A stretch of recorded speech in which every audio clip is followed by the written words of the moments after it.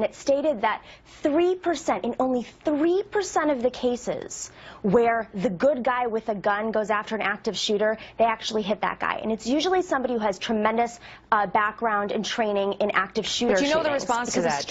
If you were in that bathroom that night and that shooter was in there with his guns, you would have preferred to have been armed. So generally what happens is it's more often than not that somebody who attacks the shooter physically with an object, something large, actually gets it. And that's because of stress. You know, your eyes and you're under stress. Humans are incapable of hitting a target. They're more likely to hit somebody else. And that's the FBI's own research. I mean, that's their study.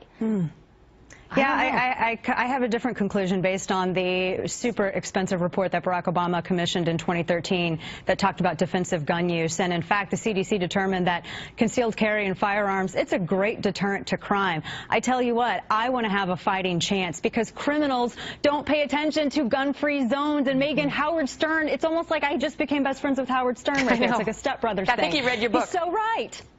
So one more thing to note about that. The thing is, like, okay, so the studies are great, but like then you're kind of looking at Dana and saying, you know, our studies trump your needs and your belief about what's best for yourself. Give us your gun.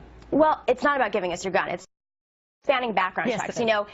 No, Dana, it's not. No one's saying. Yes, it is. You're talking about banning the AR-15 by calling it a weapon of war and conflating it with an M16 or an M4. No, it's not. Because Dana, hang on. Give me a second. We're short on time tonight, but Dana, why does the AR-15 and guns like that? Why do those need to be out there? Yeah. Well, the AR-15 it's a 22. I mean, if you're going to actually do, in fact, if I was actually going to go after a bad guy in my house, I'm not going to grab my AR-15. I'm going to grab my shotgun, or I'm going to grab my Glock. I'm going to grab something a little bit, you know, a little bit more serious. So why have them? They're killing machines. Women, this is a war on women because the AR-15 is the most popular rifle with women. You're talking about disarming women, and you're talking about misidentifying. Dana, it's very simple. And let me say one thing, Dana. Because you're just going to spit some more blue. No, Dana, one thing. They're so good. I apologize to the audience. Short on time. We'll be right back.